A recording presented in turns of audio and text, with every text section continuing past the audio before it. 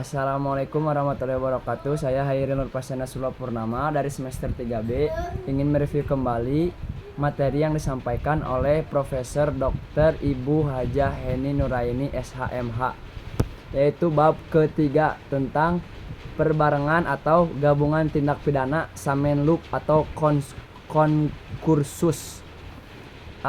Pengertian perbarengan gabungan atau TP konkursus Samenloop dalam KUHP tidak ditemukan definisinya, tetapi dari rumusan pasal-pasalnya dapat disimpulkan: satu, seseorang dengan satu perbuatan mengakibatkan beberapa aturan pidana dilanggar, atau seseorang dengan beberapa perbuatan mengakibatkan beberapa aturan pidana dilanggar. Yang kedua, beberapa perbuatan tersebut hakim belum pernah menjatuhkan putusan atau vonis yang telah mempunyai kekuatan hukum yang pasti tidak dan tetap. Yang ketiga, jaksa atau penuntut umum dalam melakukan penuntutan perkara-perkara tersebut harus secara sekaligus dan bersamaan. Di antara ketiga pengertian tersebut, yang paling penting adalah yang nomor satu karena menyangkut perbuatan. B. Pengaturan perbarengan atau gabungan TP diatur dalam buku 1 KUHP bab 4 pasal 63 sampai 71. 1. Perbarengan peraturan atau konkursus idealitas diatur dalam pasal 63 KUHP. Yang kedua, perbuatan berlanjut atau forgetting diatur dalam pasal 64 KUHP. Yang ketiga, perbarengan perbuatan atau konkursus realistis diatur dalam pasal 65 sampai 71 KUHP.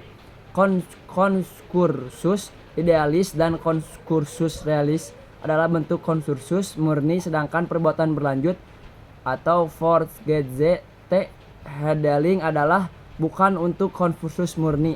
C. Sistem penindasan. A. Perbarengan peraturan atau konkursus idealis pasal 63 KUHP menurut pasal 63 ayat 1 KUHP digunakan sistem aborsi, yaitu hanya dikenakan atau dijatuhkan pidana pokok terberat. Sistem pemidanaan seperti ini dinamakan aborsi murni atau hisapan murni, yaitu pidana yang terberat menghisap pidana yang ringan. Dalam konkursus idealis, perbuatan yang dimaksud adalah perbuatan yang jasmani, material handling, yaitu perbuatan yang tidak dapat dipisah-pisahkan. Dalam pasal 63 KUHP, aturan yang dilanggar harus berbeda atau lebih dari satu aturan pidana, tetapi dalam praktek tersering terjadi beberapa perbuatan yang hanya melanggar satu aturan pidana. Terhadap hal ini dipakai pendapat doktrin, yaitu konkursus idealis homogeneous.